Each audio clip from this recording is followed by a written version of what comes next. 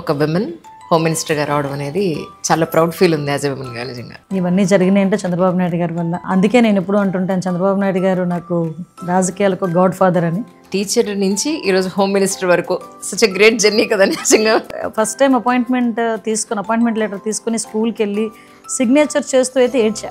అంటే as a mother పొద్దున్న లేస్తే వాళ్ళకి ఏదో వండి పెట్టాలని ఉంటుంది కదా, మనకి ఏం తింటున్నారో లేదో ఎలా ఉంటున్నారో అని. ఒక స్టేజ్ వరకు వాళ్ళని మనం చూసుకున్నాము, వాళ్ళు కొంచెం పెద్దవాళ్ళు అయ్యారు కదా, ఆటోమేటిక్గా ఇప్పుడు తిరిగి వాళ్ళే నన్ను అడుగుతున్నారనమాట. చంద్రబాబు నాయుడు గారు అధికారంలోకి వచ్చారు అని ఏపీ ప్రజలు సంతోషించే లోపలే ఈ వరదలు బీభత్సం సృష్టించేసింది. విజయవాడకి వరదలు రావటం అనేది దురదృష్టమే, కానీ చంద్రబాబు నాయుడు గారు ముఖ్యమంత్రిగా ఉన్నప్పుడు రావటం అనేది ఒక అదృష్టం. నైట్ 1 గంటకు 2 గంటలకు పడుకునే మనిషి మళ్ళీ మార్నింగ్ 6 o'clock అలా రెడీగా కూర్చొని రివ్యూ చేసేవారు, లేదా ఫీల్డ్కి వెళ్ళేవారు. మొత్తం అంతా కూడా ఖజానా ఖాళీ ఉంది, అప్పులు కుప్పలై ఉన్నాయి అని అన్న దీంట్లో ఇప్పుడు ఈ వరదల దాంట్లో ఎలా మేనేజ్ చేస్తున్నారు యాజ్ ఏ హోమ్ మినిస్టర్గా? అంటే వీల్ చైర్ మీద కూర్చున్న ముసలావిడను కూడా బయటకు వచ్చి నా పెన్షన్ అని చెప్పి ఇచ్చేది. ఒక ఆవిడైతే గాజులు తీసి చేతులు పెట్టి వెళ్ళిపోయింది. వాళ్ళకి ఇచ్చే సహాయంలో మా పాత్ర కూడా ఉండాలి అని ఒకే ఒక కాన్సెప్ట్తో చంద్రబాబు నాయుడు గారు చేతిలో పెట్టారండి. అది తీసుకొచ్చి ఎంత నమ్మకం లేకపోతే ఆయన చేతిలో తీసుకొచ్చి పెడతారండి. అమరావతి పరిస్థితి ఏంటండి?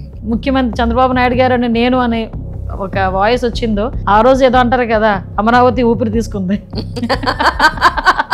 100 రోజుల్లో హోమ్ మినిస్టర్ గారు వారి మార్క్ ఏమన్నా చూపించుకునే అవకాశం దొరికిందా? నేను ఏకలవ్య శిష్యురాలే చంద్రబాబు నాయుడు గారికి. ఆయన చూస్తూ నేర్చుకున్నాం. ఈ 10 సంవత్సరాలు ఆయన చూస్తూనే నేర్చుకున్నాం ఎలా చేయాలి వర్క్ అన్నది. ఏ విపత్తు వచ్చినా ఎలాగ మేము పని చేయాలి అన్నదైతే మాకు ఒక మేము మెంటల్గా రెడీ అయిపోయాం. ఎస్ ఇలా చేయాలి. డ్రగ్స్ స్మగ్లింగ్ గాంజా అనేది చాలా ఎక్కువైపోయింది అంజలి అని అన్నారు. ఇప్పుడు నార్కోటిక్ టాస్క్ ఫోర్స్ అని చెప్పి గాంజా మీద డ్రగ్స్ మీద ఒక స్పెషల్ డ్రైవ్ కూడా పెట్టి నమ్ముతారా, సాక్షాత్తు చంద్రబాబు నాయుడు గారే గాంజా మీద అవేర్నెస్కి ఒక ప్రోగ్రామ్కి నేను కూడా అటెండ్ అవుతాను అన్నారు. ఇక్కడ ఏపీలో విమెన్ మీద ఇలాంటి అత్యాచారాలు హత్యలు జరగకుండా ఉండడానికి మీరు ఎలాంటి జాగ్రత్తలు తీసుకుంటారంటే ఏం చెప్తారు? అతను ముఖ్యమంత్రి హోదాలో ఉండేటప్పుడు చంద్రబాబు నాయుడు గారు ఉమెన్ ప్రొటెక్షన్ విషయంలో ఒక ఉమెన్స్ ఆర్గనైజేషన్స్ వాళ్ళందరితో కూడా ఒక పెద్ద ర్యాలీ తీసిన మనిషి ఇదే విజయవాడలో. మనందరం కూడా ఉమెన్ ప్రొటెక్షన్ విషయంలో ఉండాలని. లోకేష్ గారు కరిక్యులమే మార్చాలి, ఉమెన్ మీద గౌరవం పెరగాలి. ఫస్ట్ థింగ్ ఏంటంటే స్త్రీ మీద గౌరవం పెరిగిన రోజు ఇది జరగదు. సో ఆ గౌరవం పెరగాలి, దాన్ని కరిక్యులంలో చేర్చాలి, చిన్న స్థాయి నుంచి కూడా అది జరగాలి అని లాంగ్ రన్ ఆలోచించి నిర్ణయాలు తీసుకునే మనుషులు ఇప్పుడు ఈరోజు మన గవర్నమెంట్లో ఉండడం మా అదృష్టం. మంగళిప్పుడు వారికి నమస్కారం. Thank you so much. నమస్తే. కంగ్రాచులేషన్స్ అండి. థ్యాంక్ యూ అమ్మా. Thank you so much. మన తెలుగు ప్రజలకి, ఆంధ్రాకి ఒక విమెన్ హోమ్ మినిస్టర్గా రావడం అనేది చాలా ప్రౌడ్ ఫీల్ ఉంది యాజ్ ఎ విమెన్గా. నిజంగా నాకు కూడా అదే proud feel, because of that Chandrababu Naidu గారు. ఇవన్నీ జరిగినాయి అంటే చంద్రబాబు నాయుడు గారి వల్ల. అందుకే నేను ఎప్పుడు అంటుంటాను, చంద్రబాబు నాయుడు గారు నాకు రాజకీయాలకు గాడ్ ఫాదర్ అని. సో ఆయనకి ఎప్పుడు కూడా రుణపడి ఉండాలి. తెలుగుదేశం పార్టీకి, చంద్రబాబు నాయుడు గారికి ఇద్దరికి కూడా రుణపడి ఉండాలి. అట్ ద సేమ్ టైం నా పాయకరపేట ప్రజలకి ఎలాగో రుణపడి ఉంటాం. ఫస్ట్ మీరు గవర్నమెంట్ టీచర్ అని విన్నానండి. యా, ఆమె టీచర్ నుంచి ఈరోజు హోమ్ మినిస్టర్ వరకు సచ్ ఎ గ్రేట్ జర్నీ కదా నిజంగా. అంటే great journey in a short span అనమాట. అంటే ఒక 10 years టైంలోనే నాకు 2013 వరకు కూడా ఆమె టీచర్. 2014 ఎమ్మెల్యే అయ్యాను. తర్వాత 19 కంటెస్ట్ చేశాను. తర్వాత ఉమెన్ ప్రెసిడెంట్, పాలిట్ బ్యూరో మెంబర్. ఇంకా 13 నుంచి నాకు కంటిన్యూ నా పొలిటికల్ జర్నీ స్టార్ట్ అయింది. ఒక 10 years అయిన తర్వాత చెప్పాను కదా ఇందాక, నా గాడ్ ఫాదర్ దయ వల్ల హోమ్ మినిస్టర్ ఉన్నాను. కానీ హానెస్ట్గా చెప్పండి, ఒక టీచర్గా మీ మనసుకు సంతృప్తి ఇచ్చిందా? ఒక ఏమంటారు, హోమ్ మినిస్టర్గా మీకు మనసుకు సంతృప్తి ఇచ్చిందా అంటే ఏం చెప్తాను? మీకు ఈ విషయంలోనైతే నేను ఒక 2 ways ఆఫ్ ఆన్సర్ చెప్తా, కానీ ట్రూలీ ఓపెన్గా చెప్తున్నా. నేను టీచర్గా ఉన్నాను కాబట్టి పొలిటికల్గా నేను సక్సెస్ అవ్వగలిగాను. Right. Because of teacher only. నేను ఈరోజు పొలిటికల్గా 10 సంవత్సరాల్లోనే నేను ఈ పొజిషన్కి రాగలిగానంటే నా టీచర్ వృత్తి అన్నది చాలా బాగా పనిచేసింది నాకు. అట్ ద సేమ్ టైం ఏంటంటే నాకు చిన్నప్పటి నుంచి కూడా పాలిటిక్స్ అంటే ఒక ప్యాషన్. లిటరల్లీ నేను టీచర్ కింద ఫస్ట్ టైం అపాయింట్మెంట్ లెటర్ తీసుకుని స్కూల్కి వెళ్ళి సిగ్నేచర్ చేస్తూ అయితే ఏడ్చా. ఎందుకంటే అప్పటికి నాకు 21-22 yearsకి నాకు జాబ్ వచ్చేసింది. అబ్బా 36 years చేయాలా ఉద్యోగం, లేదు ఇది కాదు నాకు కావాల్సింది, సంథింగ్ ఇంకొంచెం ముందుకు వెళ్ళాలని అప్పటికప్పుడు మళ్ళీ చదవడం మొదలుపెట్టాను. పీజీలు అంటే తొందరగా ప్రమోషన్స్ మీదనే బయటికి రావాలి, లేకపోతే నేను ఏదో ఒక సివిల్స్ ప్రిపేర్ అవ్వాలి, లేకపోతే పాలిటిక్స్. ఎస్, నేను ఫస్ట్ టైం కనుక పాలిటిక్స్లో నేను ఏదైనా ఇబ్బంది పడి ఉంటే 2014 టైంలో మా నాన్నగారికి మాట ఇచ్చొచ్చా. నాన్నగారు అయితే ఒప్పుకోలే. గవర్నమెంట్ టీచరు, చక్కని 2 పిల్లలు, ఎందుకు నీకు ఈ పాలిటిక్స్ అది ఇది అంటే, లేదు డాడీ ఒక్కసారి నాకు అవకాశం ఇవ్వండి, నాకు ఫస్ట్ నుంచి కూడా మీరు ఎంకరేజ్ చేసేవారు, ఈసారి కూడా నాకు ఒక్కసారి అవకాశం ఇవ్వండి, ఎవరికో రాదు ఇటువంటి అవకాశం నాకు వచ్చింది అంటే, మరి ఏదైనా తేడా జరిగితే పరిస్థితి ఏంటి, నీకు వెనకాతల పొలిటికల్ బ్యాక్గ్రౌండ్ లేదు, అలాగే నా 1000 కోట్ల ఆస్తులు లేవు, ఏంటి పరిస్థితి అంటే, నా పిల్లల్ని ఒక 6 నెలలు చూసుకోండి, నేను సివిల్స్ ఏదో రకంగా నా బాధ నేను పడొస్తాను, సివిల్స్ కొట్టుకుంటానన్న. మీరు సివిల్స్ అచీవ్ చేస్తుంటే నిజంగా ఫస్ట్ ఇంటర్వ్యూ నాదే అయ్యి ఉండేది. I have a series from last almost 8-9 years. Okay, అందరు యూపీఎస్సీ సివిల్ సర్వెంట్స్ అందరిది నేను ఇంటర్వ్యూస్ తీసుకుంటాను. ఓన్లేండి అలా చేయలేకపోయినా ఇలా చేస్తున్నారు, it's good thing. Right. So నాన్నగారితో అలా అన్నారు, తర్వాత ఆటోమేటిక్గా సక్సెస్ అయ్యాను. సో ఈరోజు ఈ పొజిషన్ వరకు రాగలిగాను. నో హెడిల్స్, బట్ బయటకు రాగలిగాను. కానీ నేను గత కొంతకాలంగా చూస్తున్నప్పుడు అంటే ప్రీవియస్ గవర్నమెంట్ అప్పుడు కానీ ఇప్పుడు కానీ రాజకీయ నాయకులు లిటరలీ మీడియా ముందుకు వచ్చి కెమెరా ముందు మైక్ పట్టుకుని వాళ్ళు మాట్లాడేది ప్రజలందరూ వింటున్నారు అని తెలిసినా కూడా పదజాలం చాలా దారుణంగా యూజ్ చేసిన సందర్భాలు చాలాసార్లు చూశాను అప్పుడు. బట్ ఇప్పుడు చాలా మీరంతా కూడా వెల్ ఎడ్యుకేటెడ్స్, చాలా ఏమంటారు ఎలిగెంట్గా, ఎక్కడా కూడా భాషాపరంగా ప్రజలందరూ వింటున్నాను చాలా కామన్ డీసెంట్గా మాట్లాడడం అనేది నేను చూస్తున్నాను. ఈ వేరియేషన్ యాక్చువల్లీ అంటే ప్రజల్లో ఎలాంటి ఇంపాక్ట్ తీసుకొచ్చే అవకాశం ఉంది మీ ఉద్దేశ ప్రకారం? లేదండి, మీకు ఇక్కడ ఒక విషయం చెప్పాలి.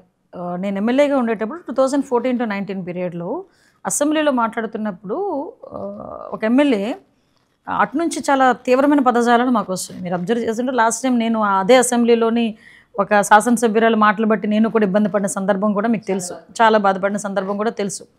అటువంటి సిచ్యువేషన్లోనే నోటుకొచ్చిన చంద్రబాబు నాయుడు గారిని నోటుకొచ్చినట్టు మాట్లాడుతున్నారు, ఏదో పాటు మాట్లాడుతున్నారు.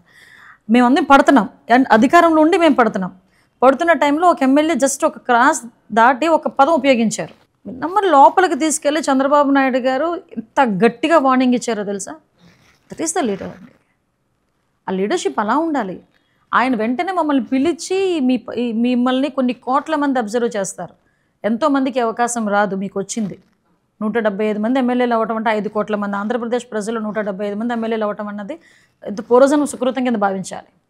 అటువంటి ఎమ్మెల్యేలు మిమ్మల్ని కొన్ని కోట్ల మంది అబ్జర్వ్ చేసేటప్పుడు మీ భాష, మీ బాడీ లాంగ్వేజ్, మీ మాట తీరు ఎలా ఉండాలి, కనీసం మన నుంచనే విధానం కూడా, మన బాడీ లాంగ్వేజ్ కూడా ఎలా ఉండాలి, అది అవతల వాళ్ళకి ఇన్స్పైరింగ్గా ఉండాలి తప్పించి మనల్ని చూస్తే చీ కొట్టుకునేటట్టుగా ఉండకూడదు అని ఆ రోజు చెప్పిన ఆ మాటలు ఈ రోజుకి కూడా మాకు భయం ఉంటుంది, గౌరవం ఉంటుంది. సో ఈ రోజుకి తెలుగుదేశం పార్టీ ఎమ్మెల్యేలన్నా, ఎన్డీఏ కూటమి ఎమ్మెల్యేలన్నా ప్రజలు ఎందుకు ఆ మాత్రం గౌరవిస్తున్నారు?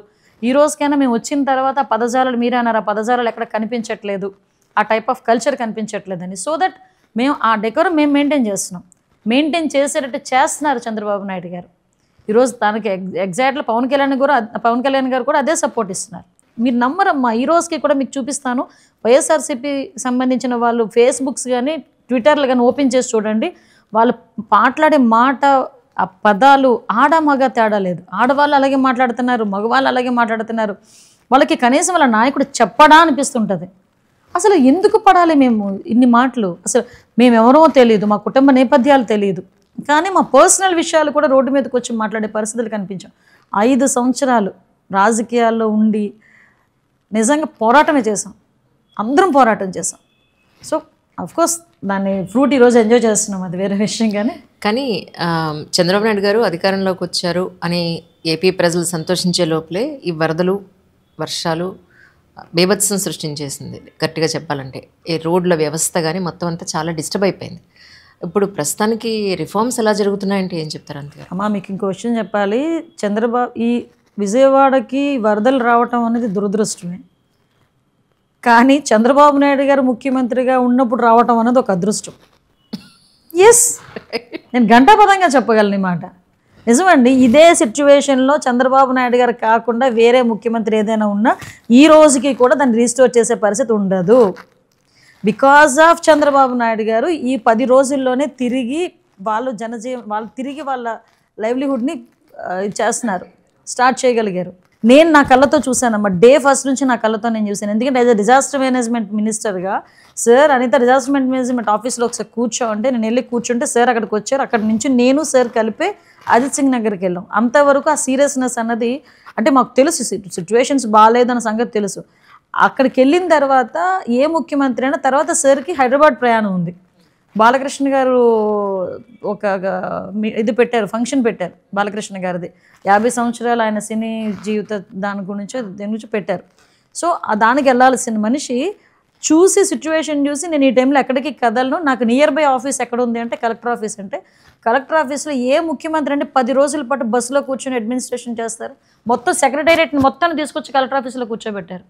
ఒక్కొక్క వార్డుకి ఒక సీనియర్ ఐఏఎస్, ఒక మంత్రి, ఒక ఎమ్మెల్యేని వేశారు. ఒక్కొక్క డివిజన్కి ప్రతి ఒక్కరికి కూడా ఇంటింటికి తీసుకెళ్ళి భోజనం ఇవ్వాలి. ఆయన చలించిపోయేవారు. మాకు భయం వేసేది. ఆయన ఫీల్డ్ వర్క్కి వెళ్ళి వచ్చి కూర్చొని మాకు రివ్యూ అనేసరికి లిటరల్లీ ప్రతి ఒక్కరిని భయపడేవాళ్ళు. ఎవరైనా వచ్చి ఆయనకి ఏమైనా చెప్పారా, ఏదైనా అందలేదా అంటే ఎంత మైన్యూర్ థింగ్స్ ఆయన అబ్జర్వ్ చేస్తారంటే, ఒక అమ్మాయి ఎందుకు ఏడుస్తుంది, ఒక అతను ఎందుకు ఏడుస్తున్నాడు అని అడిగితే, మా మిస్సెస్ అక్కడ ఉండిపోయిందమ్మా లోపల, నేను మా అబ్బాయిని కాపాడుకుందామని తీసుకొచ్చాను, మా మిస్సెస్ని కాపాడండి అని ఒకతను. ఒక ఆమె వచ్చి నాకు మంచినీళ్ళు లేవు, మంచినీళ్ళు ఇవ్వండి అని. ఈ పదాలన్నీ తిరిగి తీసుకొచ్చి ఇలా జరుగుతుంది అక్కడ సిచ్యువేషన్, మీరేం చేస్తున్నారు, నాకు ఇంటింటికి వెళ్ళాలి. నైట్ 1 గంటకు 2 గంటలకు పడుకునే మనిషి మళ్ళీ మార్నింగ్ 6 o'clock అలా రెడీగా కూర్చొని రివ్యూ చేసేవారు, లేదా ఫీల్డ్కి వెళ్ళేవారు. అందుకే అన్నాను ఇందాక మాట, విజయవాడ వరదలు రావడం దురదృష్టమే, కానీ ఆ టైంలో చంద్రబాబు నాయుడు గారు ముఖ్యమంత్రిగా ఉండటం అదృష్టం. ఈ రోజుకి ఏ గవర్నమెంట్ ఇవ్వని ప్యాకేజ్ ఈరోజు అనౌన్స్ చేశారు నిన్ననే సార్. అంటే వాళ్ళకి తిరిగి మేము ఒక వరదల్లో పడి మేము బయటకు వచ్చేమన్న ఫీల్ కూడా ఉండదు వాళ్ళకి. డెఫినెట్లీ ప్రజలందరూ కూడా హ్యాపీగా ఉన్నారు. నేను ఒక్కొక్కసారి చెప్తుంటా చంద్రబాబు నాయుడు గారి గురించి, నేను ఏకలవ్య శిష్యురాలే చంద్రబాబు నాయుడు గారికి. ఆయన చూస్తూ నేర్చుకున్నాం, ఈ 10 సంవత్సరాలు ఆయన చూస్తూనే నేర్చుకున్నాం ఎలా చేయాలి వర్క్ అన్నది. సో మేము కూడా ఎంజాయ్ చేస్తాం, వర్క్ని ఎంజాయ్ చేస్తాం. అవును, ఇందాకనే అంటున్నారు 10ంటికి బయటకు వచ్చానంటే ఇంకొక గంటలో 12 గంటలు మీరు బయటకు వచ్చా. యాక్చువల్లీ నెక్స్ట్ కూడా ఇంకా మీటింగ్ ఉందన్నారంటే, కానీ కష్టం కదండి యాజ్ ఎ మదర్ మీకు? నా అదృష్టం, నా పిల్లలు నాకు సహకరిస్తారు, నిజంగా నా అదృష్టం అది. ఒక సింగిల్ పేరెంట్గా నేను నా పిల్లలు ప్రతి ఆస్పెక్ట్లోని కూడా ఈ 10 years వాళ్ళు నన్ను అంతా సపోర్ట్ చేయబట్టే. ఎక్కడికైనా వెళ్తున్నాను అన్న జాగ్రత్తగా అంటారు అంతే. ఏ రోజు నన్ను ఇబ్బంది పెట్టిన పరిస్థితి కూడా రాలే.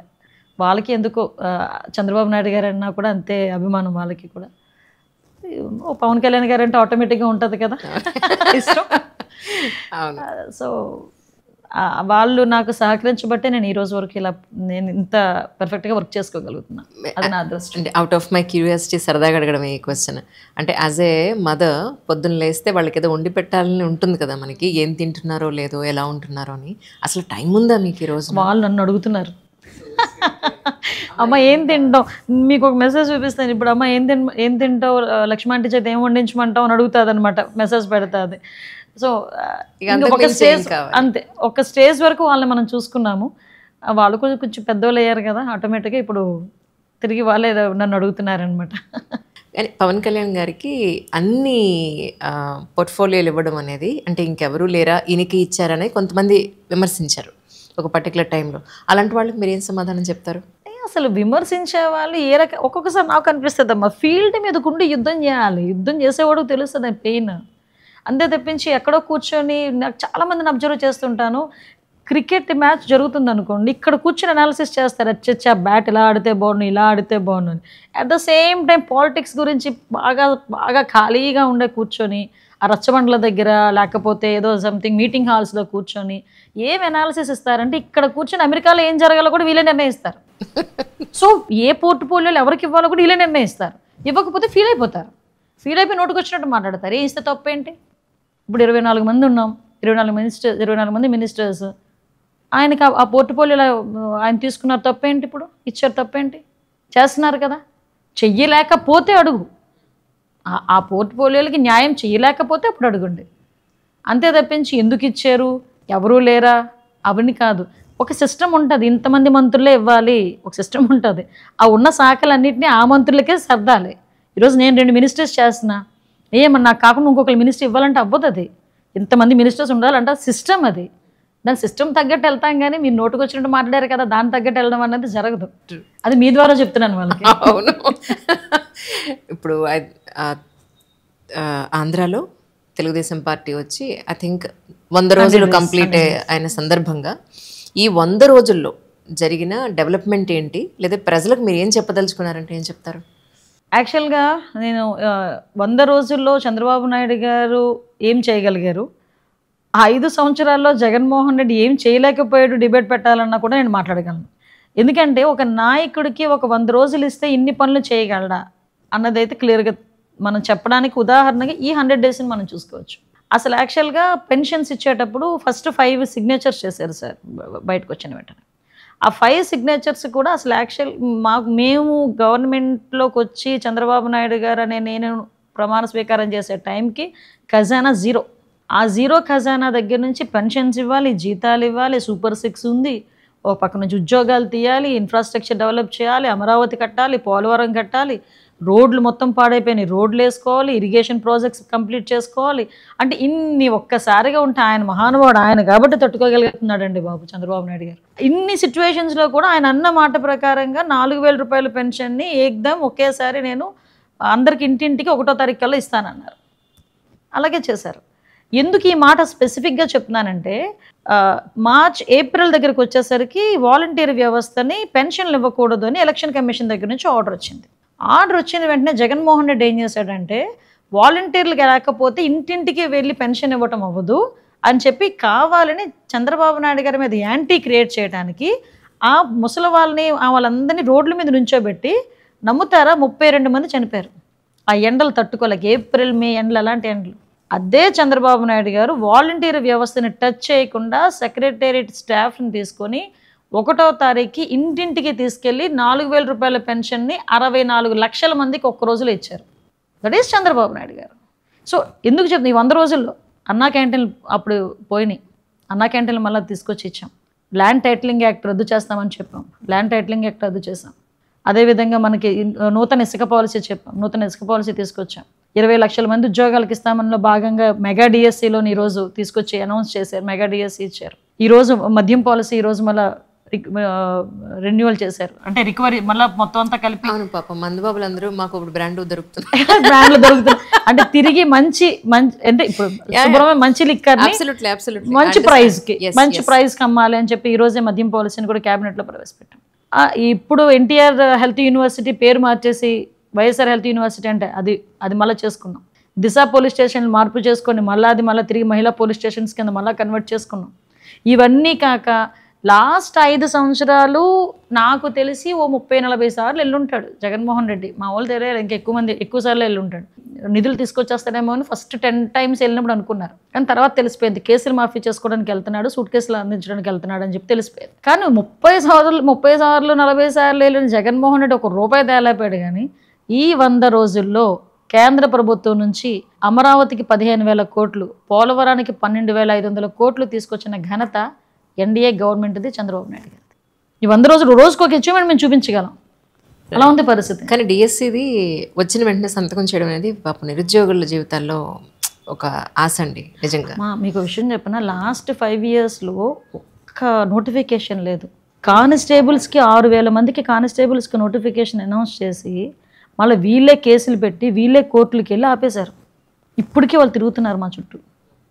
అంటే ఒక్క జాబ్ను కూడా, అంటే వాలంటీర్ జాబులని చెప్పి చూపించుకునే పరిస్థితి వచ్చింది. అంటే బీటెక్ చేసేవాడు, ఎంటెక్ చేసేవాడు కూడా 5,000 మందికి వాళ్ళ దగ్గర పని చేయాల్సిందే, అది వాళ్ళ పరిస్థితి. కానీ చంద్రబాబు నాయుడు గారి ఆలోచన ఎలా ఉంటుందంటే నెలకి మినిమం ఒక 50,000 నుంచి ₹1,00,000 ఎలా సంపాదించాలన్నది క్రియేట్ చేసే మనిషి చంద్రబాబు నాయుడు గారు. అందుకే చంద్రబాబు నాయుడు గారు అంటే అందరికీ ఒక నమ్మకం. ట్రూ. కానీ ఒకనొకప్పుడు హైటెక్ సిటీ కానీ అక్కడ ఫినాన్షియలీ చాలా స్ట్రాంగ్ కానీ బిజినెస్ కానీ తీసుకొచ్చిన ఘనత చంద్రబాబు నాయుడు గారికి ఉంది. ఇక్కడ చూస్తే తెలంగాణతో కంపేర్ చేస్తే కనుక ఇక్కడ ఇన్కమ్ అనేది చాలా తక్కువ కంపారిటివ్లీ. ఇప్పుడు మొత్తం అంతా కూడా ఖజానా ఖాళీ ఉంది, అప్పులు కుప్పలై ఉన్నాయి అన్న దీంట్లో ఇప్పుడు ఈ వరదల దాంట్లో ఎలా మేనేజ్ చేస్తున్నారు యాజ్ ఏ హోమ్ మినిస్టర్గా? అంటే యాక్చువల్గా వరదల విషయంలో కాంపెన్సేషన్స్ అనౌన్స్ చేసేటప్పుడు మేమందరం అడిగాం group of ministries, sir burden మరీ ఎక్కువగా ఉంటుంది అంటే ఒకటే మాట అన్నారండి ఆయన, అయితే అవుతుంది, మనం కష్టపడదాం, వాళ్ళకి ఈ టైంలో మనం సహాయం చేయకపోతే ఇంకెవరు చేస్తారు, మనం చేయకపోతే ఇంకెవరు చేస్తారు, వాళ్ళకి రిలీఫ్ కావాలి, వాళ్ళు ఆ షాక్ నుంచి బయటికి రావాలి, సో అదేదో మనం కష్టపడదాం అని చెప్తూనే ఈ రిలీఫ్ ఫండ్కి యాక్చువల్గా సీఎం రిలీఫ్ ఫండ్కి ఎంతమంది బయటకు వచ్చి వాళ్ళ తాలూకా అంటే అభిమానాన్ని కానీ వాళ్ళ తాలూకా సహాయ సహకారాలు కానీ అందిస్తున్నారో మీరు చూసారా? వీల్ చైర్ మీద కూర్చున్న ముసలావిడను కూడా బయటకు వచ్చి నా పెన్షన్ అని చెప్పి ఇచ్చేళ్ళింది. ఒక ఆవిడైతే గాజులు తీసి చేతులు పెట్టేసి వెళ్ళిపోయింది. చిన్నపిల్లలు 200 రూపాయలు 300 రూపాయలు వాళ్ళు డిబ్బీలో వేసుకున్నవి కూడా బయటకు తీసుకొచ్చి స్కూల్ పిల్లలు తీసుకొచ్చి చంద్రబాబు నాయుడు గారి చేతిలో పెట్టారు. వాళ్ళు ఏ నమ్మకంతో నాకు ఇచ్చున్నారు వచ్చి వాళ్ళందరూ కూడా. సో అదే నమ్మకాన్ని నేను నిలబెట్టుకోవాలి. మనం కష్టపడదాం, కావలిస్తే ముందు వాళ్ళకి ఇవ్వాల్సింది ఇద్దాం, పెద్ద ప్యాకేజ్ అయినా ప్రాబ్లం లేదు ఇద్దామన్నారు. అందుకే ఆయన అంటే మాకు మనం కూడా. అండ్ మోరోవర్ ఫిల్మ్ ఇండస్ట్రీ నుంచి చాలా చక్కటి విరాళాలు ప్రజల కోసం చాలామంది ముందుకు వచ్చారు. అందరూ టీవీ ఆర్టిస్టులు వచ్చారండి, ఫిలిం డిపార్ట్మెంట్ ఫిలిం ఆర్టిస్టులు వచ్చారు, వాళ్ళు కూడా మిగతా చాలామంది వచ్చారు. ఈరోజు బయటకు చెప్తున్నాను కదా, ఈవెన్ ఉద్యోగస్తులు వాళ్ళు ఒక రోజు జీతాన్ని అందరూ కూడా విరాళంగా ఇచ్చారు తెలుసా. ఈరోజు మా ఎమ్మెల్యేస్ కానీ ఎమ్మెల్సీస్ కానీ వీళ్ళందరూ కూడా ఒక నెల జీతాన్ని విరాళంగా ఇచ్చిన సందర్భం. ఒక హాస్టల్ వార్డెన్స్ అందరూ కలిపి తీసుకొచ్చి వాళ్ళు విరాళంగా ఇచ్చారు. అంటే ఎవరికి తగ్గట్టు వాళ్ళు ఎంతో కొంత తీసుకొచ్చి వాళ్ళకి ఇచ్చే సహాయంలో మా పాత్ర కూడా ఉండాలి అని ఒకే ఒక కాన్సెప్ట్తో చంద్రబాబు నాయుడు గారి చేతిలో పెట్టారండి. అది తీసుకొచ్చి ఎంత నమ్మకం లేకపోతే ఆయన చేతిలో తీసుకొచ్చి పెడతారండి. అమరావతి పరిస్థితి ఏంటండి? ఏం లేదు, మేము చంద్రబాబు నాయుడు గారు ఎప్పుడైతే ముఖ్యమంత్రి చంద్రబాబు నాయుడు గారు అని నేను అనే ఒక వాయిస్ వచ్చిందో ఆ రోజు ఏదో అంటారు కదా, అమరావతి ఊపిరి తీసుకుంది. సో నో ఇష్యూ, అమరావతికి వచ్చింది ఏం లేదు. ఇక్కడ ఆంధ్రప్రదేశ్ రాజధాని అమరావతి. 5 సంవత్సరాలు ఏదో చేద్దామని నరకం చూపించాడు. కానీ అక్కడ ఉన్న మహిళా రైతులు కానీ, అమరావతి ప్రజలు కానీ, రాష్ట్రంలో ఉన్న ప్రజలు కానీ, ఎక్కడైతే విశాఖపట్నాన్ని రాజధానిగా చేస్తానని చెప్పిన ఆ విశాఖపట్నం ప్రజలు కూడా మాకు అమరావతి రాజధానిగా కావాలి అని మాట్లాడే సందర్భం. చంద్రబాబు నాయుడు గారు ముఖ్యమంత్రి అయిన తర్వాత ఫస్ట్ టైం సెక్రటేరియట్కి వెళ్ళినప్పుడు అమరావతి ప్రజలు ఇచ్చిన ట్రీట్ చంద్రబాబు నాయుడు గారికి దారి పొడుగున పూల మీద తీసుకెళ్లారు. లిటరలీ పూల మీద తీసుకెళ్లారు ఆయన. అంతకుమించి ఇంకేం కావాలి. అందుకే ఆయన అమరావతి ఊపిరి తీసుకుంటున్నాను. రైట్.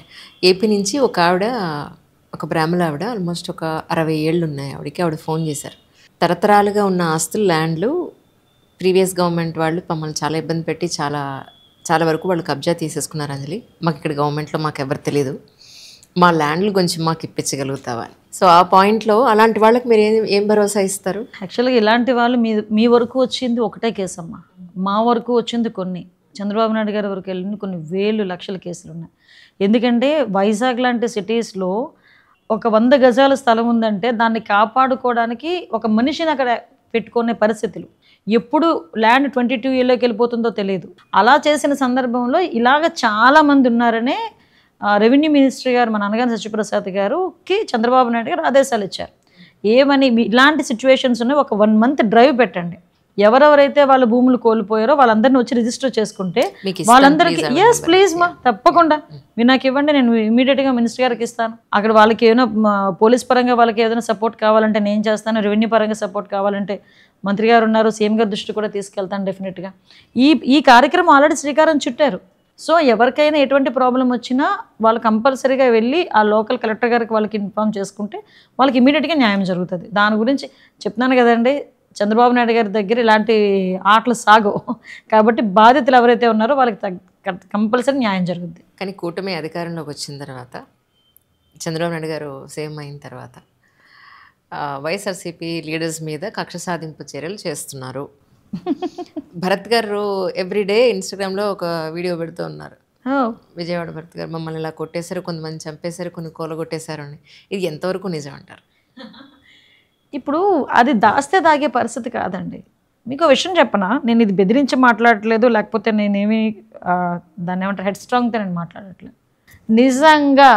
నిజంగా మాకు అదే గనక ఉద్దేశం ఉండుంటే 164 సీట్లు ఇచ్చి కేవలం 11 సీట్లతో నిన్ను కూర్చోబెట్టిన తర్వాత కనీసం వైఎస్ఆర్సీపీ నాయకుడిని రోడ్డు మీద తిరగనిస్తామా?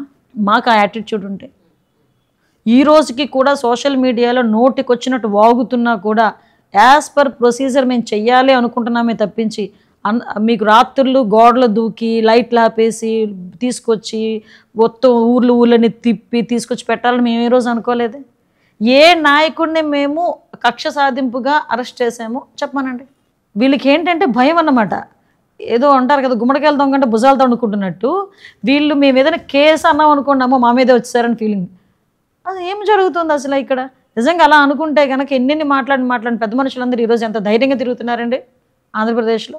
Right. Even civil servants point of వ్యూలో కూడా చాలా మందిని ఇక్కడ వాళ్ళు చేసిన పనులకు ఏదైతే ఉందో వాళ్ళని కూడా క్షమించే పరిస్థితి లేకుండానే లాస్ట్ టైం యాక్షన్ తీసుకున్నారు యాక్చువల్లీ, టు బి ఫ్రాంక్. నేను సివిల్ సర్వీసెస్ వాళ్ళకి అవనియండి, జనరల్గా ఉన్న ఉద్యోగస్తులకైనా మీకు రాజకీయాలు ఎందుకబ్బా, మేము 5 సంవత్సరాలు ఉండేవాళ్ళని, మీరు 30 సంవత్సరాలు ఉండేవాళ్ళు, మీరు మా మాట పట్టుకొని మీకు నచ్చినట్టు ఏదో సభాష్ అంటాడు, అవతలోడు కూర్చోబెడతాడు, పక్కన కూర్చోబెడతాడు, కాఫీ ఇస్తాడు, లేకపోతే సభాష్ అంటాడని ఆలోచించుకొని మీరు చెయ్యరాని పనులు చేస్తే ఏమవుతుంది? ఈరోజు హెడ్ మాస్టర్ అమ్మాయిగా టీచర్గా కరెక్ట్ చెప్పారు. అంతే కదా. అవును అవును. నేను అదే అంట, ఏ అధికారులందరికీ ఒకటే మాట, మీకు ఎందుకు రాజకీయాలు? మళ్ళీ చెప్తున్నా, నువ్వు నిజంగా రాజకీయాలు చేద్దాం అనుకుంటున్నావా, ఆ డ్రెస్ వదిలేసి కథర చొక్క వేసుకో. అవును, ఇప్పుడు యూపీఎస్సీ వాళ్ళు చాలా మంది రాజకీయాల్లోకి వస్తున్నారు కదా డ్రెస్ వదిలేసి. అదే డ్రెస్ వదిలేసి రండి, వచ్చి కూర్చోండి, కథర చొక్క వేసుకుంటే ఫేస్ టు ఫేస్ తేల్చేసుకోవచ్చు. 100 రోజుల్లో హోమ్ మినిస్టర్ గారు వారి మార్క్ ఏమన్నా చూపించుకునే అవకాశం దొరికిందా? 100 డేస్లో నా మార్క్ అంటే డెఫినెట్గా చూపించాలి. ఎందుకంటే ఫస్ట్ నుంచి కూడా హోమ్ డిపార్ట్మెంట్ మీద, డిజాస్టర్ మేనేజ్మెంట్, ఈ 2 ఇష్యూస్ మీద కూడా నేర్చుకోవాలి. ఫస్ట్ వాట్ ఈజ్ వాట్ అనేది నేర్చుకోవాలి. నెక్స్ట్ చాలామంది ఇప్పుడు ఇందాక మీతో మాట్లాడినట్టుగా జనాల ఎక్స్పెక్టేషన్ కూడా చాలా ఎక్కువగా ఉంది. సో దానికి తగ్గట్టుగా నేను వర్క్ చేయాలి. కాబట్టి అట్ ద సేమ్ టైం అక్కడ ఉన్న పోలీస్ డిపార్ట్మెంట్ వాళ్ళ కష్టాలు, ఆ వాటి గురించి కూడా ఆలోచించాలి. బోత్ ఈ రెండింటి మీద కూడా మ్యాక్సిమం అందరితోని కూడా, ఎస్పీస్ అందరితోని కూడా రివ్యూస్ పెట్టుకున్నాం, డీజీపీ ఆఫీస్లో కూర్చొని అన్ని విషయాలు మాట్లాడుకున్నాం. ఫైర్ డిపార్ట్మెంట్ వాళ్ళతోని, ప్రెజెంట్ డిపార్ట్మెంట్ వాళ్ళతోని అందరితోని కూడా కోఆర్డినేట్ చేసుకొని, వాళ్ళ ముందు అసలు నా కాన్సెప్ట్ ఎలా ఉంటుందంటే, వాళ్ళని ఒక సేఫ్ జోన్లో, కంఫర్ట్ జోన్లో పెట్టి వాళ్ళతో పని చేయించుకోవడం అనేది ఒక వే. అంతే తప్పించి వాళ్ళకే జీతాలు లేక, వాళ్ళకే టీఏడిఏలు లేక, మనం వాళ్ళకి కనీసం ఫెసిలిటీస్ ఇవ్వకుండా వాళ్ళని పని చేయండి అంటే వాళ్ళు కూడా చేయలేరు. లాస్ట్ 5 years నాకు ఈ 3 నెలల అనుభవంలో పోలీసు వ్యవస్థని నిర్వీర్యం చేసి పడేశారు. ఒక లా అండ్ ఆర్డర్ని మనం కంట్రోల్ చేయాలని కానీ, ఒక ట్రాఫిక్ని కంట్రోల్ చేయాలని కానీ, లేకపోతే ఈ గాంజాని కొంచెం కంట్రోల్ చేయాలని కానీ, డ్రగ్స్ని కంట్రోల్ చేయాలని కానీ, వీటి మీద పరిస్థితి లేదు. సో అలాంటి సిచ్యువేషన్ నుంచి మళ్ళా తిరిగి, అరే నాయన నువ్వు పోలీసు, నువ్వు వేసుకున్నది కాకి చొక్క, నీ డ్యూటీస్ ఇవి, మీరు పరిగెట్టాలి అనే పరిస్థితికి మేము మళ్ళీ గుర్తు చేయాల్సిన పరిస్థితి వచ్చింది. సో దట్ అది అక్కడ నుంచి మేము మొదలు పెట్టామండి. పోలీస్ వెల్ఫేర్ గురించి ఆలోచించుకొని గాంజా కొంచెం కంట్రోల్ చేయాలని దాని మీద కూడా కొంచెం గట్టిగానే పెట్టుకున్నాం. చంద్రబాబు నాయుడు గారు కూడా దాని మీద ఆటోమేటిక్గా నార్కోటిక్ టాస్క్ ఫోర్స్ అని చెప్పేసి ఇప్పుడు రీసెంట్గా ఒకటి ఏర్పాటు చేస్తున్నాం. సో ఇవన్నీ కూడా చేస్తూ డిజాస్టర్ మేనేజ్మెంట్లో కూడా మొన్న చంద్రబాబు నాయుడు గారు ఇచ్చిన గైడెన్స్, మొన్న విపత్తులు ఏదైతే వచ్చినాయో, మనకి ఫ్లడ్స్ ఏవైతే వచ్చినాయో, ఆ ఫ్లడ్స్లోని ఆయన చేసిన పని, ఇవన్నీ కూడా నాకు ఒక లెర్నింగ్ పొజిషన్ అనమాట. ఇప్పుడు great experience. So great experience. Next ఎటువంటివి రాకూడదు, ఏ విపత్తులు రాకూడదు, ఏ విపత్తు వచ్చినా ఎలాగ మేము పని చేయాలి అన్నదైతే మాకు ఒక, మేము మెంటల్గా రెడీ అయిపోయాం. ఎస్ ఇలా చేయాలి అని చెప్పి రెడీ అయిపోయాం. రైట్. కానీ లాస్ట్ టైం శ్రీభరత్ గారు వైజాగ్లో మాట్లాడినప్పుడు ఇక్కడ డ్రగ్స్ స్మగ్లింగ్, గాంజా అనేది చాలా ఎక్కువైపోయింది అంజలి అని అన్నారు. ఇప్పుడు దాని మీద ఏమైనా మీకు కొద్ది గొప్ప కంట్రోల్ చేయగలిగే అవకాశం దొరికిందండి? లేదమ్మా, చెయ్యాలి. ఎందుకంటే లాస్ట్ 5 years ఏమైందంటే, సెబ్ అని చెప్పి ఒకటి ఏర్పాటు చేసి కంప్లీట్గా ఎక్సైజ్ డిపార్ట్మెంట్ ఎక్కువగా, ఇంతకుముందు గాంజాని మొత్తం అంతా ఎక్సైజ్ డిపార్ట్మెంట్ చూసుకునేది, పోలీసు ఎక్సైజ్ డిపార్ట్మెంట్ 2 చూసుకునేవి. కనీసం గాంజా తోటలు తగలబెట్టడం అనో, గాంజా చేసిన వాళ్ళు కేసులు పెట్టడం అని, ఇవన్నీ కూడా జరిగేవి. సెబ్ అనేది ఏర్పాటు చేసిన తర్వాత 2 years కంప్లీట్గా గాంజా మీద వాళ్ళు వెళ్ళలే. ఎక్సైజ్ డిపార్ట్మెంట్లో కొంతమందిని వీళ్ళు సెబ్ అని చెప్పి తీసుకొని, వీళ్ళు దేనికి చేశారంటే లిక్కర్ శాండ్కి కాపలా పెట్టారు. లిటరల్లీ చెప్తున్నాను నేను ఈరోజు. అంటే లిక్కర్ బయట నుంచి ఏ లిక్కరు రాకుండా లోకల్ లిక్కరే తాగాలి అని ప్రోత్సహించడానికి, బయట లిక్కర్ రాకుండా చేయడానికి సెబ్ను ఉపయోగించుకున్నారు. ఇసుక వీళ్ళు మాఫియా చేయడానికి సెబ్ను ఉపయోగించుకున్నారు. సో అందువల్ల మొన్న రీసెంట్గా సెబ్ను కూడా మేము క్యాన్సిల్ చేసాం. ఇప్పుడు నార్కోటిక్ టాస్క్ ఫోర్స్ అని చెప్పి గాంజా మీద, డ్రగ్స్ మీద ఒక స్పెషల్ డ్రైవ్ కూడా పెట్టి, నమ్ముతారా, సాక్షాత్తు చంద్రబాబు నాయుడు గారే గాంజా మీద అవేర్నెస్కి ఒక ప్రోగ్రామ్కి నేను కూడా అటెండ్ అవుతాను అన్నారు. అంటే ఎక్కడో కొండల్లో ఉండాల్సిన గాంజా ఈరోజు స్కూల్ పిల్లల బ్యాగుల్లోకి వెళ్ళింది. సో మనం ఎంత మేరకు దాన్ని కంట్రోల్ మనం చేయాలో ఒకసారి ఆలోచించాలి. చెక్ పోస్టులు పెట్టడం కానీ, చెక్ పోస్టుల దగ్గర సీసీ కెమెరాస్ పెట్టడం కానీ, ఈవెన్ చాలా ఇష్యూస్ ఉన్నాయి పోలీస్ డిపార్ట్మెంట్లో. లాస్ట్ 5 సంవత్సరాలు ఫింగర్ ప్రింట్ ఐడెంటిఫికేషన్ అని ఉంటుంది అనమాట. మీకు ఐడియా, మీకు మన హైదరాబాద్లో ఇటువైపు అంతా ఉంటుంది. దాని మెయింటెనెన్స్ డబ్బులు ఇవ్వక 5 సంవత్సరాలు ఫింగర్ ప్రింట్ ఐడెంటిఫికేషన్ అన్నది మూల కూర్చుంది తెలుసా మీకు. My God. ఎలక్షన్ డ్యూటీస్ చేసేటప్పుడు ఈ వాకీ టాకీస్ ఉంటాయి కదా, కమ్యూనికేట్, అవి లేక పక్కన తెలంగాణ రాష్ట్రం నుంచి తెచ్చుకున్నాం. అంటే లాస్ట్ 5 సంవత్సరాలు ఒక చిన్న మైన్యూట్ పాయింట్ కూడా ఎలాంటి పరిస్థితి అని చెప్పడానికి మీకు ఎగ్జాంపుల్స్ చెప్పాలి. మళ్ళీ వీటన్నిటినీ కూడా పెద్దానికి చెప్తే మొన్న రీసెంట్గా ఒక మీటింగ్లో కూర్చొని మళ్ళీ ఇవన్నీ కూడా రీస్టోర్ చేయండి అని చెప్పి చంద్రబాబు నాయుడు గారు మాకు ఆదేశాలు ఇవ్వటం, మళ్ళీ యాజ్ టీజ్గా మళ్ళీ రెగ్యులర్ ప్రొసీజర్లోకి ఈరోజు డిపార్ట్మెంట్ అన్నది పడింది. వైజాగ్లో భరత్ గారి యూనివర్సిటీ ఆపోజిట్లో కొండని మొత్తం అంతా తొలిచేసి అక్కడ ఒక పెద్ద మహల్ కట్టారు అని. ఏం చేశారండి ఇది ఇప్పుడు ఫైనల్గా? దాన్ని ఏం చేయాలని మేము ఆలోచిస్తున్నాం. అంటే అక్కడ బ్యూటిఫుల్ ప్లేస్ అమ్మా అది. నేను వైజాగ్ అమ్మాయినే కదా, సో చాలా బ్యూటిఫుల్ ప్లేస్ అది. రిషికొండ, అక్కడ గీతం కాలేజ్, ఆ రిషికొండ అది రోజు రోజుకి ఏదో అంటారు కదా గుండు కొట్టించినట్టుగా కొట్టించేసి వాళ్ళు ఎంత తెలివైన వాళ్ళు అంటే ఆ పక్కన ఆ టైంలో ఒక సమ్మిట్ పెట్టారు, ఇన్వెస్ట్మెంట్ సమ్మిట్ పెట్టారు. ఈ ఫ్లైట్ నుంచి వచ్చిన వాళ్ళు అది చూస్తారేమో అని చెప్పి దానికి గ్రీన్ కవర్ వేసారనమాట. చూసారు కదా గ్రీన్ క్లాత్ ఉంది. విషయం ఏంటంటే అది ఇంకా ఒకసారి ఆలోచించుకొని దాన్ని ఏం చేయాలన్నది ఆలోచించుకోవాలన్నమాట. ఇప్పుడు ఏదో అంటారు కదా మనకి ఏదో మ్యూజియంస్ అలాంటివి ఏదో పెడతారు కదా, ప్రస్తుతానికి ఎంటీగా. పోలవరం పరిస్థితి ఏంటండి? లాస్ట్ టైం కొన్ని షార్ట్స్, రీల్స్, వీడియోస్లో అసలు మాకు అక్కడ ఏమీ అర్థం కాలేదని ఒకళ్ళు అంటారు, ఇంకొకళ్ళు అంటారు అసలు మేమే చేసాం 50%, వాళ్ళు ఏమీ చేయలేదు అంటారు. అసలు ప్రజెంట్ సిచ్యువేషన్ ఏంటి మీ ఉద్దేశ ప్రకారం? ఇంకెంతకాలం? అదండి వాళ్ళకి ఏమీ అర్థం కాదు. తెలిసినోడికి అయితే అర్థమవుతుంది, తెలియనోడికి ఏం అర్థమవుతుంది? వాడికి టీఎంసీ అంటే తెలియదు, డయాఫ్రమ్ వాల్ అంటే తెలియదు, వాడు ఇరిగేషన్ మినిస్టర్ అయిపోయి అక్కడ కూర్చొని ఫోటోలు తీయించుకోవడానికి ఇరిగేషన్ మినిస్టర్ లేదు అనుకుంటే తొడలగొట్టడానికి అసెంబ్లీలో కూర్చొని. అది కాదు కదా. మొన్న మీరు ఇరిగేషన్ మినిస్టర్ అంటే ఎలా ఉండాలో మొన్న మా రామానాయుడు గారు చూపించారు. బుడమేరు ఇష్యూ క్లియర్ అయ్యి మనకు ప్రాబ్లం జరిగిన తర్వాత దాన్ని బ్రీచ్ క్లోజ్ చేయడానికి 3 రోజులు రాత్రి పగలు అక్కడ కూర్చొని చేశాడు ఆయన. పోలవరం సిచ్యువేషన్ ఎలా ఉందో క్లియర్గా ఈరోజు ఎక్స్ప్లెయిన్ చేయగలరు. చంద్రబాబు నాయుడు గారికి పూర్తి అవగాహన ఉంది కాబట్టి ఈరోజు మనం కేంద్ర ప్రభుత్వం నుంచి డబ్బులు తెచ్చుకోగలిగాం పోలవరానికి. పోలవరం పూర్తి చేసే దాని మీద కమిట్మెంట్తో ఉన్నాం కాబట్టి ఈరోజు ధైర్యంగా చెప్పగలుగుతున్నాం మేము పోలవరాన్ని పూర్తి చేస్తామని చెప్పి.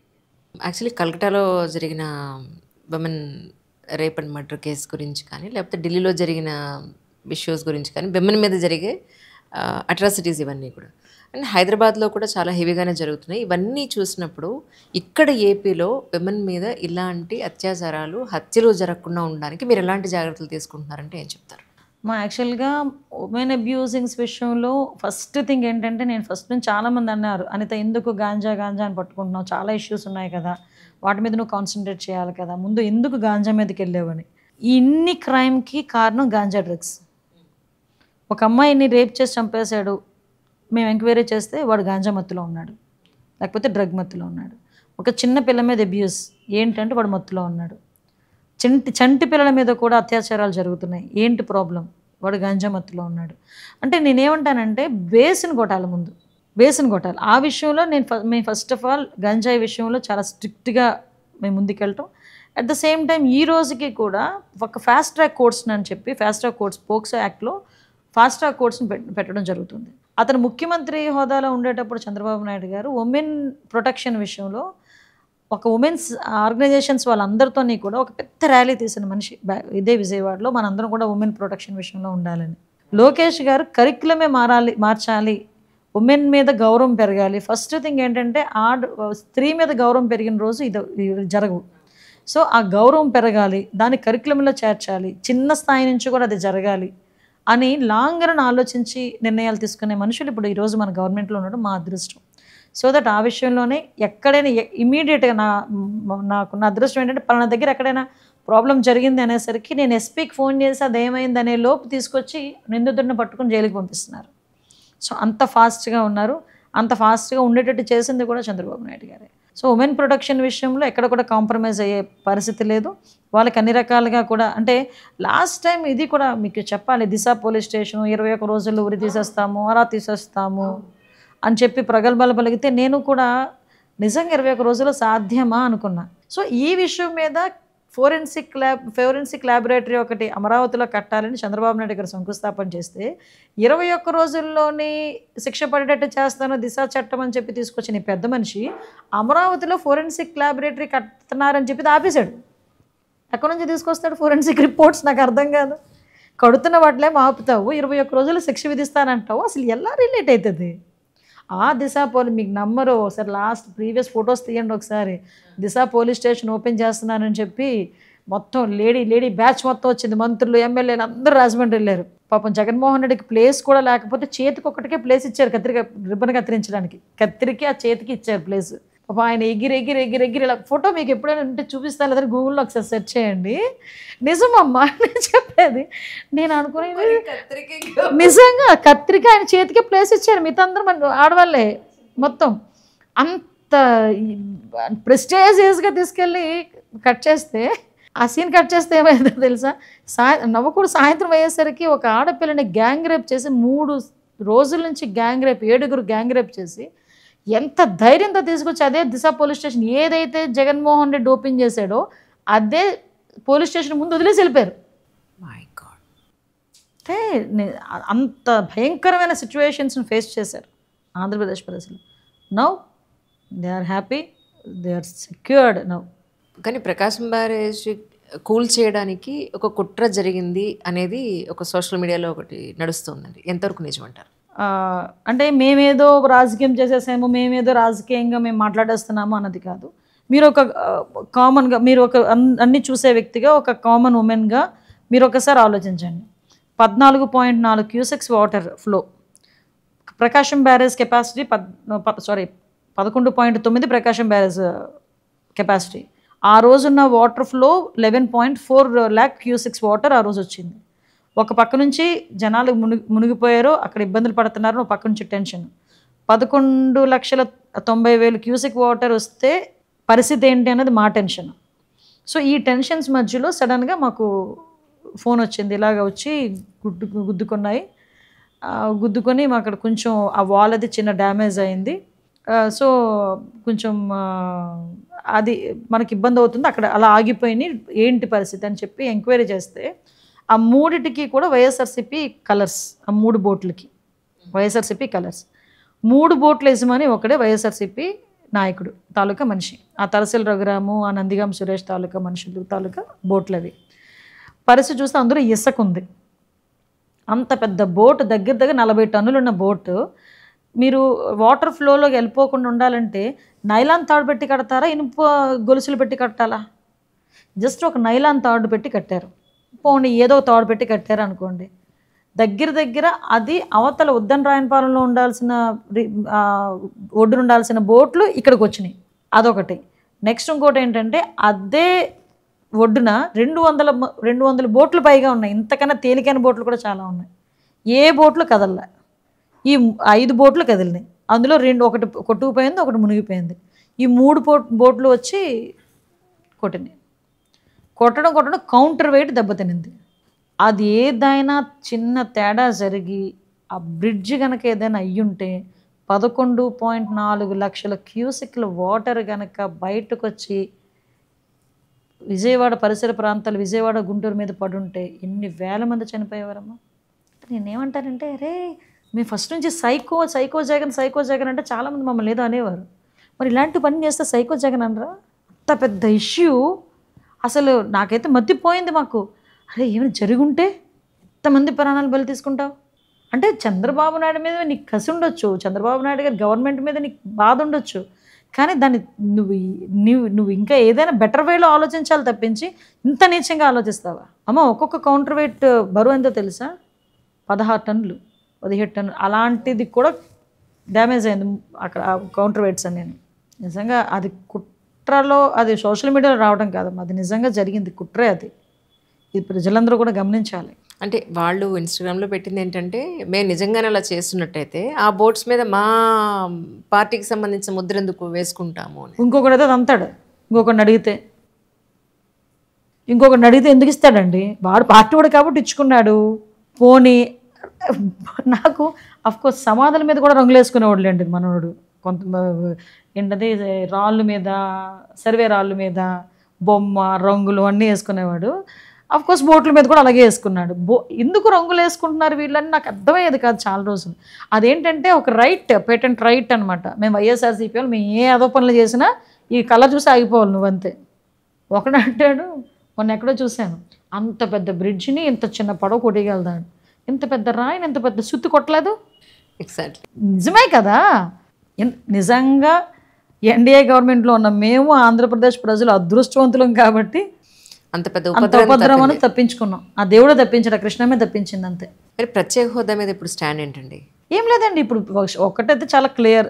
ఈ రోజు వరకు ఆంధ్రప్రదేశ్ రాష్ట్రానికి కావాల్సిన రైల్వే జోన్ ఈ రోజుకి చంద్రబాబు నాయుడు గారి దయ వల్ల అది క్లియర్ అవుతుంది.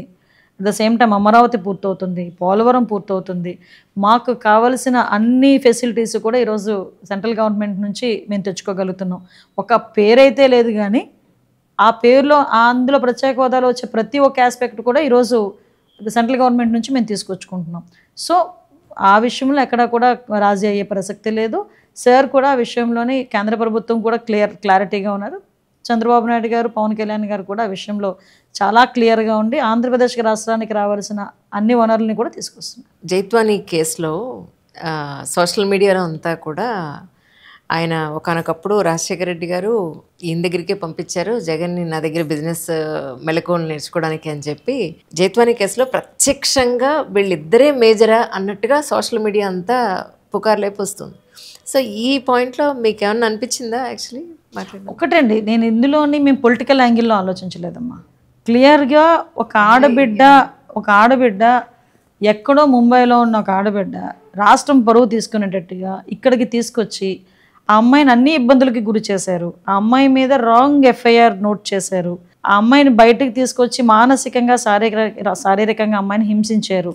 ఇది ఒక్కటే మేము యాంగిల్ తీసుకున్నాం. మేము పొలిటికల్గా ఆలోచించుకోవాలనుకుంటే పొలిటికల్ స్టాండ్ తీసుకోలేదండి. చాలా ఐఎమ్ సో హ్యాపీ టు నిజమండి. ఎందుకంటే మేము ఆడబిడ్డ మానం దగ్గర, ఆడబిడ్డ ప్రాణం దగ్గర కూడా రాజకీయం చేయడం అన్నది అంతకుమించి దౌర్భాగ్యం ఇంకోటి ఉండదు.